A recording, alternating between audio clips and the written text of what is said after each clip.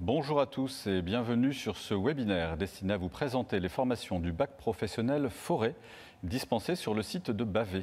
Pour animer ce webinaire avec moi, j'ai 4 personnes ici sur le plateau ainsi que 2 de nos élèves qui seront tout à l'heure en vidéo à distance. Alors nous avons Corinne, je vous demande de vous présenter, dites-nous un peu qui vous êtes. Alors Corinne, enseignante donc de biologie et titulaire des terminales forêt et coordinatrice de la filière Bac Pro. Alexis. Alors bonjour, Alexis Bouteau, je suis enseignant en technique forestière et donc je m'occupe de la coordination technique sur les chantiers sur l'ensemble du site de Bavay. Jean-Paul. Oui, bonjour, Jean-Paul Cueil, formateur à l'école de Bavay au niveau sylviculture et chantier d'exploitation. Et Stéphane Geffroy. Oui, bonjour à tous. Directeur du lycée professionnel de Bavay et directeur du lycée professionnel de Genève. Et nous aurons dans un instant Antoine et Louise qui sont donc étudiants respectivement en terminale et en première sur ce bac professionnel et qui vont nous rejoindre dans un instant. Pour commencer cette présentation, Jean-Paul, je vous donne la parole. Dites-nous un peu ce qu'est ce bac professionnel. En fait, ce bac pro forestier est destiné aux passionnés de la nature, de l'environnement, de la chasse, etc. Ça travaille à un côté au niveau de responsabilité, au niveau des chantiers. Et c'est un secteur qui est en pleine évolution avec les directives climatiques actuelles. Vis-à-vis du piège à carbone et des produits de transformation de la forêt. Très bien, merci Jean-Paul. Stéphane, comment s'inscrit-on dans ce bac professionnel? Comment est-on admis? Eh bien, en termes d'inscription, nous allons accueillir, comme pour tous les bacs pro, des élèves qui vont être issus ou bien d'une troisième générale classique ou bien d'une troisième prépa pro. Mais nous avons aussi tous nos élèves qui nous viennent des troisièmes de l'enseignement agricole que l'on a au sein de nos établissements et qui réussissent donc un très beau parcours au travers de ce bac pro. Nous avons également des élèves qui peuvent nous venir d'un CAP. Donc après 2 ans de CAP, les élèves peuvent éventuellement arriver directement sur une année de première. Il faut néanmoins qu'il y ait certains prérequis par rapport à la formation envisagée et que le niveau scolaire puisse le permettre. Alors souvent on pense bac professionnel métier de l'arbre homme. Est-ce qu'on a aussi des femmes dans ce bac professionnel? Alors heureusement oui, nous avons la jante féminine qui nous rejoint dans nos formations. Et le meilleur exemple en est Louise, que nous allons pouvoir entendre dès à présent. Bonjour Louise. Bonjour Louise. Bonjour. Alors bonjour. Allez-y, dites-nous un petit peu ce que vous faites dans ce bac professionnel. Bonjour, je suis en première forêt et je viens d'une seconde NJPF. NJPF veut dire Nature, Jardin, Paysage et Forêt, que j'ai effectué ici à Bavay. Je n'ai pas eu de difficulté à m'intégrer au sein de la classe et au sein des professeurs, malgré que je sois une fille. Nous sommes aujourd'hui 2 filles dans la classe. Nous sommes en aucun cas différenciés par rapport aux garçons, ni mis à l'écart dans la classe. Au sein des stages, je n'ai jamais eu de remarques désobligeantes ou déplacées. Pour moi, le fait d'être une fille en forêt ne change pas grand-chose. On fait les mêmes choses que les garçons, sans aucune différence. Et même si nous sommes en minorité, cela crée de la mixité et de la diversité. Être une fille en forêt n'a aucun impact. Les filles, n'hésitez pas à venir. Il nous manque des filles motivées. Merci beaucoup Louise, excellent témoignage. Alexis, les débouchés après ce bac professionnel, alors que peut-on faire? Alors il faut savoir qu'après le bac pro forêt, on a une multitude de débouchés possibles. On insiste toujours auprès de nos élèves pour continuer, pour diversifier leurs connaissances soit en BTS, en gestion forestière, pour vraiment continuer dans la filière forêt, où il y a des possibilités en gestion et protection de la nature, ou bien même technico-commercial, si on a plus cette fibre commerciale, ou aussi la possibilité en aménagement paysager. On peut faire aussi des certificats de spécialisation de type arboriste grimpeur, ou bien même des BP conducteurs d'engins, pour ceux qui sont plus attirés par la mécanisation forestière. Ensuite, on peut aller aussi directement dans la vie active en tant qu'employé chez un ETF ou en tant qu'ouvrier sylvicole, dans les coopératives forestières également. Mais on peut aussi, c'est déjà arrivé, nos élèves se sont lancés et ont monté leur propre entreprise. Donc maintenant, on va voir le témoignage d'Antoine, qui est élève en terminale chez nous. Bonjour, je m'appelle Antoine, je suis en terminale forêt et je vais vous expliquer pourquoi je suis venu dans cette filière. Alors tout d'abord, je suis venu dans cette filière parce que je savais déjà ce que je voudrais faire plus tard. Je voudrais être technicien de l'environnement pour protéger la faune et la flore. Mais je voulais aussi apprendre comment gérer une forêt tout en préservant la biodiversité et son écosystème tout en produisant du bois. Donc au cours de mes 3 années de scolarité, j'ai appris plein de choses. J'ai appris comment gérer l'environnement de forêt tout en produisant, tout en mettant de l'accueil pour le public et tout en préservant la biodiversité et son écosystème.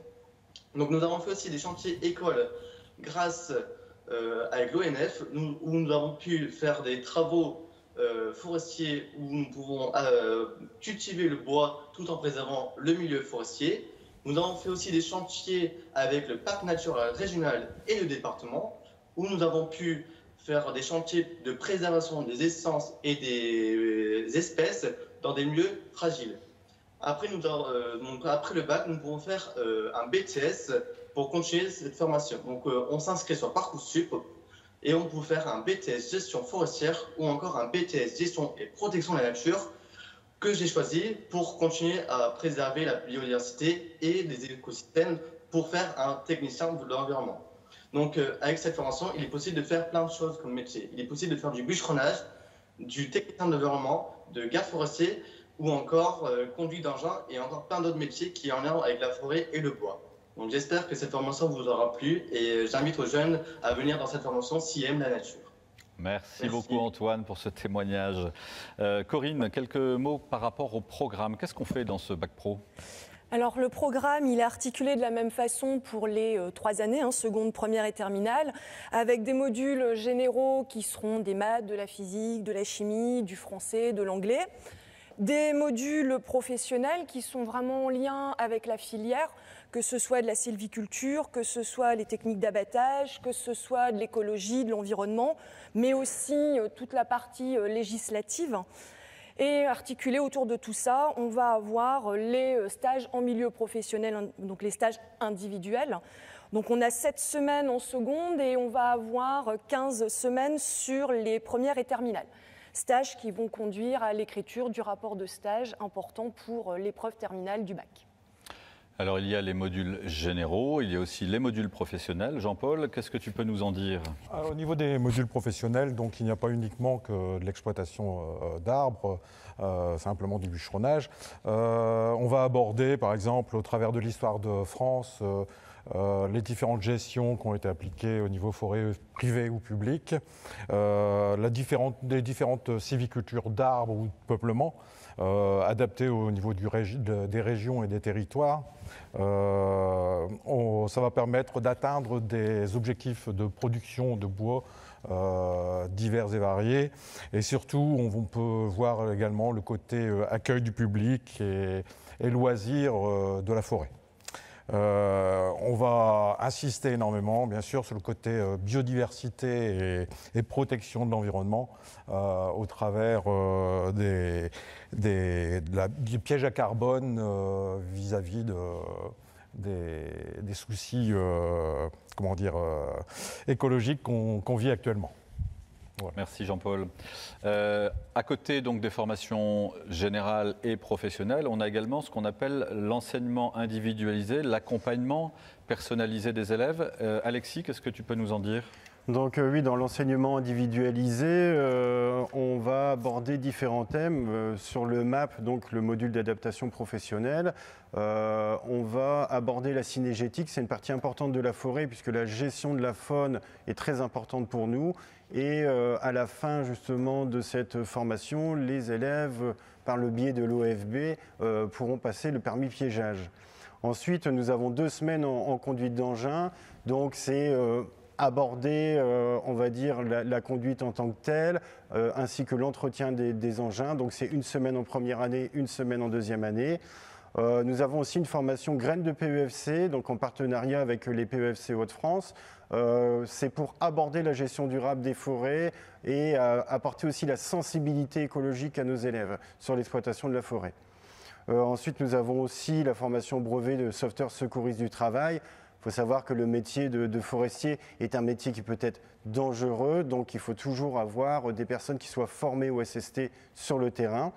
Nous avons aussi l'intervention de la MSA qui vient en début d'année, donc pour sensibiliser les élèves aux dangers du métier, mais aussi sur le comportement à avoir en entreprise, les droits qu'ils ont et aussi les devoirs.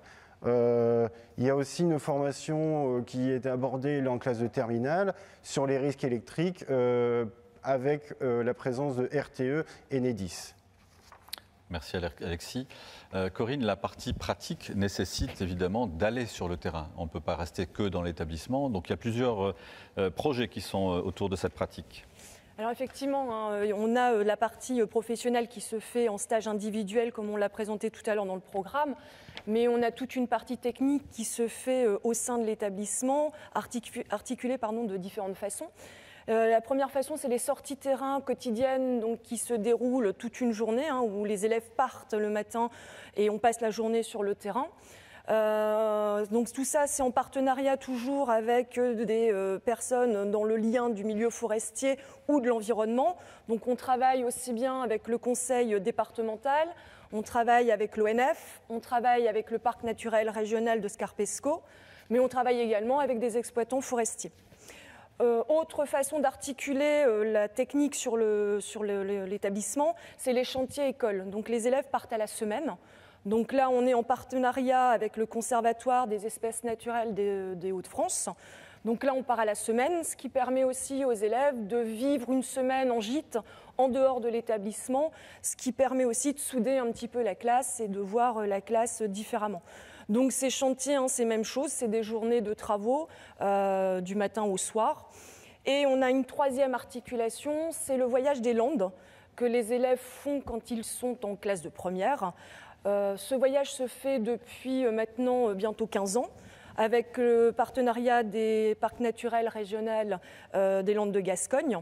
Donc là, on a une articulation un peu différente. Les élèves le matin font des travaux, donc en partenariat avec le PNR, et les après-midi sont des visites de la région, visites des différents environnements forestiers, des différentes techniques forestières qui sont très spécifiques à cette région des Landes.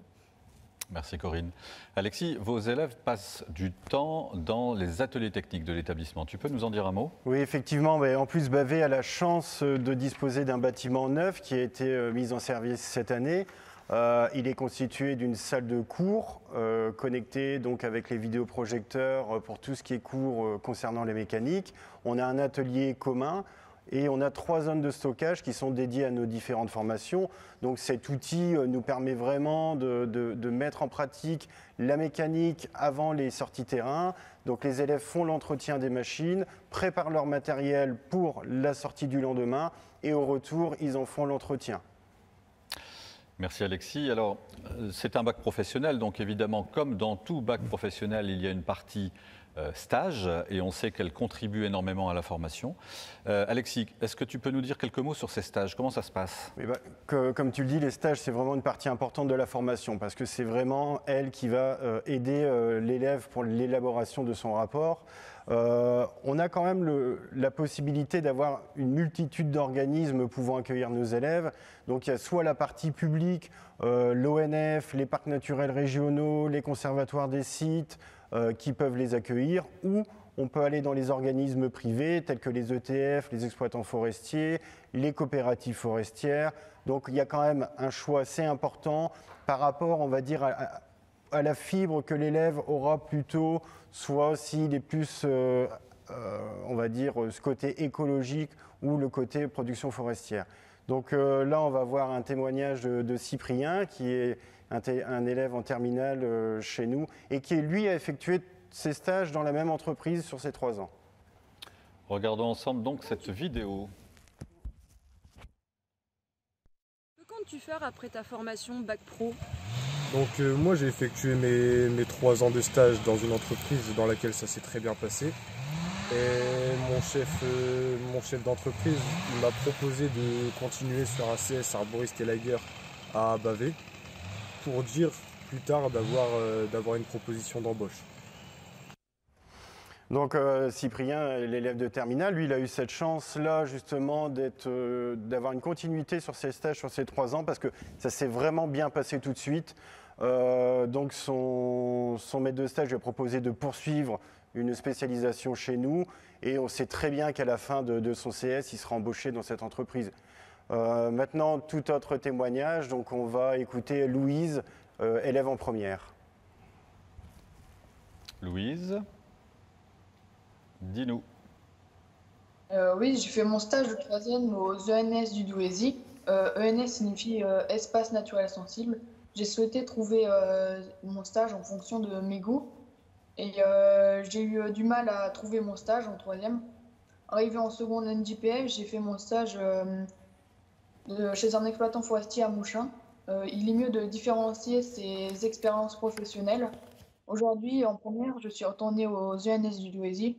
J'ai donc pas eu de difficulté à retrouver mon stage.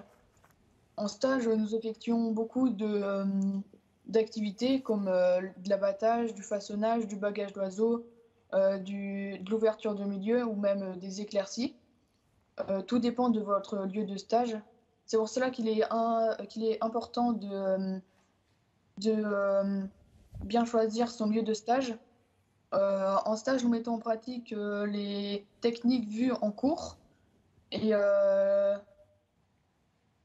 nous avons des sorties chantiers et des chantiers écoles. Les stages nous aident à évoluer et à s'améliorer. Ce qui est différent, c'est que nous sommes plus souvent plus d'une semaine en stage. Et au départ, j'ai eu des difficultés à m'intégrer au personnel et aux locaux, mais j'ai vite pris mes marques. N'hésitez pas à venir en forêt si vous êtes intéressé. Venez à Bavé. Merci Louise, merci Antoine également pour vos témoignages à tous les deux. Alors avant de conclure, peut-être un petit mot, Corinne, Alexis, qu'est-ce qui fait que vos jeunes sont intéressés, aiment cette formation, s'y inscrivent? Qu'est-ce qui les passionne en fait? Alexis ou Corinne, comme vous voulez. Moi, question passion, je pousse les élèves à aller plus loin, c'est-à-dire qu'en fait, on a un petit club sur l'établissement où on participe au championnat de France de Coupe de bois sportive. Ça permet de rencontrer les étudiants de la France entière et se mesurer voilà, à d'autres établissements et tout en perfectionnant les gestes du métier. Un établissement à taille humaine ? Voilà, ça aussi, je pense que c'est ce qui plaît aux élèves. C'est les effectifs qui sont réduits, puisqu'on a des élèves au niveau classe entre 10 et une quinzaine. Donc, ce qui permet effectivement une bonne cohésion de classe. Aussi une dimension humaine, c'est-à-dire qu'en gros, dans l'établissement, tous les élèves connaissent tous les enseignants, même s'ils ne les ont pas en cours. Et inversement, les enseignants connaissent quasiment tous les élèves de l'établissement. Donc cette ambiance un peu familiale crée aussi un cocon qui est sécurisant, je pense, pour un grand nombre de nos élèves. Merci à tous. Nous sommes donc arrivés à la fin de cette présentation. Nous allons passer maintenant à la seconde phase. C'est la phase de réponse aux questions que vous nous avez posées lors de l'inscription à notre webinaire. Première question, est-ce que je suis accompagné pour trouver une entreprise pour faire mon stage? Qui veut bien répondre? Corinne? Alors, les élèves sont, je dirais, seuls pour chercher au départ leur lieu de stage. De par leur situation géographique, pour que le stage corresponde aussi à leur localisation géographique. Maintenant, il est bien sûr que si les élèves ont des difficultés à trouver un lieu de stage, au niveau de l'établissement, on a des listes de maîtres de stage de nos anciens élèves. Et les enseignants, professeurs principaux et enseignants techniques sont bien évidemment à l'écoute des difficultés de certains élèves, puisque dans certaines régions géographiques, il est parfois plus compliqué de trouver un lieu de stage. Très bien. Une autre question concernant toujours les stages. Est-ce que le stage peut se faire à l'étranger? Jean-Paul, peut-être, pour cette question? Oui, on peut tout à fait faire les stages à l'étranger, surtout là avec la frontière avec la Belgique. Bon, ça doit respecter quand même le cadre réglementaire de formation. Voilà. Et les conventions et, les autres. conventions. Tout à fait. Jean-Paul, toujours, la poursuite d'études derrière ce bac professionnel, qu'est-ce qu'ils font vos jeunes après ? Après, donc, ils ont possibilité d'accéder directement au travail, voire après de se compléter au niveau formation au travers, par exemple, d'Erasmus au niveau européen, des formations en BTS, comme on a pu aborder tout à l'heure, ou en université de façon traditionnelle. Très bien. Une question qui reste importante. Qui fournit la tenue ? C'est peut-être Alexis qui va répondre à ça ? Oui, donc en fait, je m'occupe de la commande des tenues. Il faut savoir que l'établissement propose aux familles une commande groupée, ce qui est quand même plus facile puisqu'on arrive à tirer les prix vers le bas. Les familles peuvent être aidées aussi par la carte génération. Donc quand les élèves arrivent en seconde, ils ont le droit à 200 € qui peuvent être attribués à la commande des EPI. Il faut savoir que sur la pratique professionnelle en forêt, si l'élève n'a pas sa tenue complète, il ne peut pas participer de manière réglementaire en fait, à nos chantiers écoles. Bien sûr, il y a les tenues qui sont évidemment obligatoires. Pour ce qui est du matériel, peut-être Alexis pourrait répondre aussi. Il y a du matériel qui est à la charge des familles ? Oui, donc alors là très peu, parce qu'en fait tout le gros matériel, c'est l'établissement qui le met à disposition. On demande juste aux familles de prévoir une clé à bougie et quelques limes pour le simple entretien des machines lors de nos chantiers. On peut peut-être poser quelques questions à Stéphane Geffroy, le directeur du site de Bavay. Les horaires d'une journée, c'est quoi ? Comment ça se passe ? Eh bien, le démarrage de la journée se fait dès 8h10 le matin et on finit à 17h10 le soir. Donc ça implique pour nos forestiers qui nous viennent de l'ensemble des Hauts-de-France, mais aussi de plus loin, bien souvent d'être interne au sein de l'établissement. Donc un internat où ils sont généralement là aussi dans un climat familial avec une quarantaine d'élèves au quotidien. Justement, une question sur l'internat. Est-ce qu'il est ouvert aux filles ? Tout à fait. Les jeunes filles sont également accueillies au niveau de notre internat. Et je redis là encore la chance que nous avons d'avoir ces vocations parmi les jeunes filles pour mettre un petit peu de mixité dans la formation. Et enfin, une dernière question assez générale sur les transports scolaires. Comment ça se passe ? Il y a une navette pour Valenciennes, nous demande-t-on ? Alors il y a une navette effectivement qui part de Valenciennes le lundi matin pour arriver sur l'établissement juste à côté. Et de la même façon, donc la navette va pouvoir regagner Valenciennes depuis Bavel le vendredi soir. Donc ce qui facilite le trajet pour nos internes qui peuvent rejoindre directement les voies ferrées, les lignes ferroviaires. Très bien, je vous remercie. Merci à chacun et chacune d'entre vous. Merci à nos deux élèves d'avoir participé également à ce webinaire. Si vous souhaitez davantage d'informations, vous les retrouverez sur le site internet de l'Institut, institutdegenais.fr. Vous pouvez également consulter la chaîne YouTube de l'Institut avec toutes les présentations de nos plateaux techniques et de nos formations. Merci à tous.